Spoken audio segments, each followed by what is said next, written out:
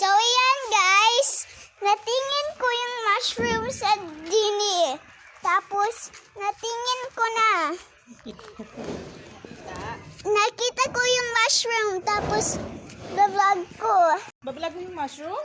So, yan guys. Mag-vlog ako ng mushroom. Ayun pa oh. Ayun. O, pakita mo sa kanila yung mushroom. Ay, ang laki pala. Ayun po. Ang laki pala. Guys, nagbablog na daw siya. Diyos ko po, vlogger na. Sa dito naman.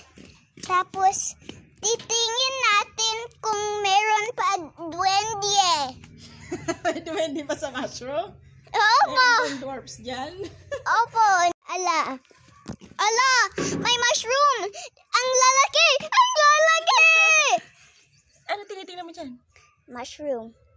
Ang sarap naman. Kinakain ba? Hindi naman yata kinakain yun eh. Ano sa Tagalog yung mushroom? Gabut. Yung kabute. Kabute. Ang sarap ng gabute. Sabi mo kanina, titingnan mo kung mayroong nakatirang duwende. Ayun. Mga ubas. May bunga pala. Alin ang may bunga? Yung grapes. May bunga bang yung grapes? Opo. Maliliit pa yung bunga ng grapes.